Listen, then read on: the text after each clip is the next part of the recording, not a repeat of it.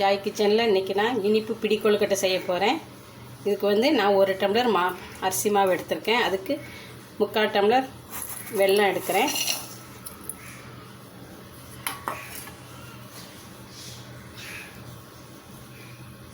ரெண்டு டம்ளர் தண்ணி ஊற்றிக்கலாம்.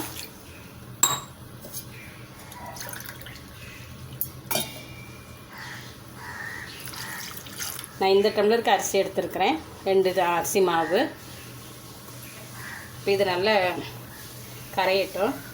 இந்த அரிசி மாவு வந்து நான் சம்பா அரிசி மாவு எடுத்துருக்கிறேன். இந்த சம்பா அரிசி வாங்கி நல்லா கழுவி வெயிலில் காய வச்சுட்டு 2 நாள் நல்லா வெயிலில் காய வச்சுட்டேன். காய வச்சு மிஷினில் வந்து கொழுக்கட்டைக்கு கூர்ணையாட்டம் ரவை பதத்துக்கு அரைச்சி எடுத்துட்டு திருப்பி அதை வந்து நம்ம வந்து உடனே வடைச்சட்டியில் போட்டு நல்லா வறுத்து எடுத்து வச்சுருக்கிறேன். பாருங்கள், இப்படி வறுத்து மணலாட்டம் இப்படி வறுக்கணும். வாங்கிட்டு வந்து இப்படி வறுத்து வச்சிட்டோம்னா இது 6 மாதம் 1 வருஷத்துக்கு கூட கெடாது. இந்த மாவு நல்லா வறுத்து வச்சிட்டோம்னா அதோட ஈரப்பதம் எல்லாமே எதுவுமே இருக்கக்கூடாது. நல்லா வறுத்துட்டு நல்லா ஆற வச்சு ஒரு டப்பாவில் போட்டு மூடி வச்சுருங்க. இப்போ அந்த மாவு தான் நான் எடுத்துருக்கிறேன். 1 கப் எடுத்துருக்கிறேன். அதுக்கு 3/4 கப்பு வெல்லம், 2 கப்பு தண்ணி ஊற்றிக்கங்க.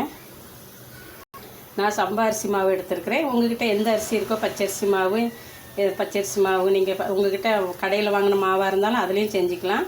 இல்லை இந்த மாதிரி நீங்கள் பச்சரிசியும் கூட கழுவி இப்படி காய போட்டு நல்லா வெயிலில் நல்லா கழுவிட்டு நல்லா வெயிலில் காய போட்டுருங்க. வெயிலில் நல்லா காஞ்சதுக்கப்புறம் மிஷினில் கொடுத்து அரைச்சி நல்லா வறுத்து எடுத்து வச்சுக்கோங்க.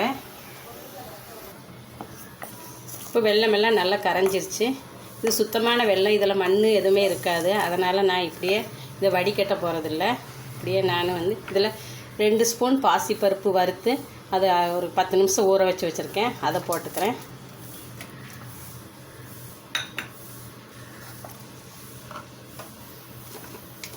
கொஞ்சமாக சால்ட்டு போட்டுக்கலாம். எந்த ஒரு ஸ்வீட் செஞ்சாலும் கொஞ்சம் சால்ட்டு போட்டால் இது இனிப்பு நல்லா தித்திப்பாக இருக்கும்.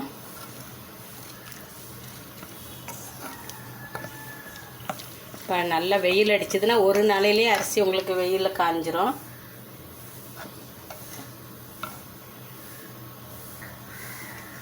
இப்போ இதில் கொஞ்சமாக ஏலக்காய் பொடி போட்டுக்கலாம்.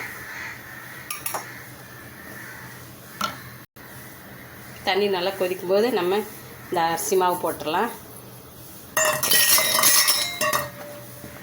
போட்டு நல்லா கலந்து விட்டுக்கலாம்.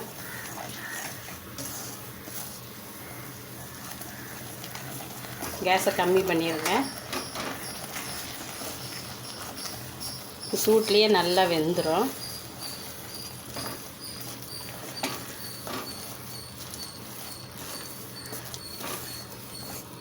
உங்களுக்கு இனிப்புன்னு அதிகமாக வேணுன்னா 1 டம்ளருக்கு 1 டம்ளர் வெல்லம் கூட போட்டுக்கலாம்.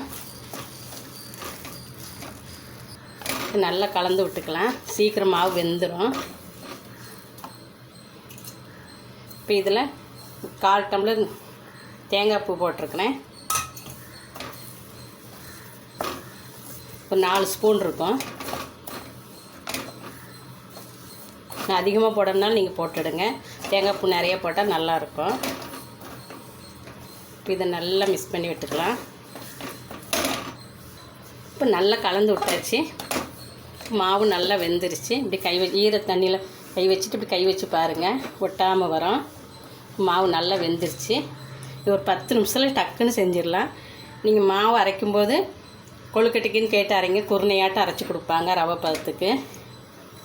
அப்போ தான் கொஞ்சம் சாப்பிடும்போது கொழுக்கட்டையாக சாப்பிடும்போது நல்லாயிருக்கும். பரபரான்னு நைஸாக அரைச்சா கொஞ்சம் வலுவலுன்னு இருக்கும் மாவு. வாங்கிட்டு வந்து நல்லா வறுத்து வச்சுருங்க. வறுத்து ஆற வச்சு டப்பாவில் போட்டு வச்சிட்டிங்கன்னா 1 வருஷம் ஆனாலும் கெடாது. இதை ஆற வச்சு நம்ம கொழுக்கட்டையாக பிடிச்சிக்கலாம். இப்போ நல்லா ஆறிடுச்சு. நல்லா பிசைஞ்சிக்கலாம்.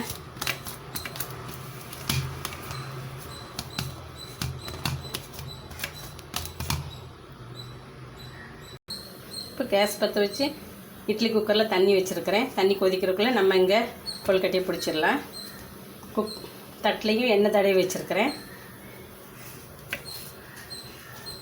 இப்போ கொழுக்கட்டைக்கு மாவு இந்த மாதிரி நல்லா பிடிச்சி வச்சுக்கலாம்.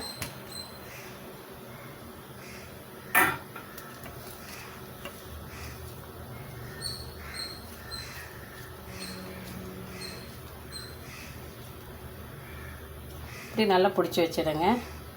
உங்களுக்கு எந்த சின்னதாக வேணாலும் இன்னும் சின்னதாக கூட பிடிச்சிக்கோங்க.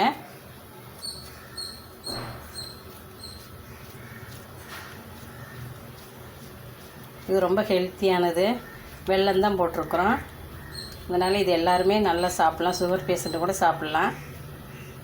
இப்போ இந்த மாதிரி எல்லாத்தையும் பிடிச்சி வச்சிடலாம்.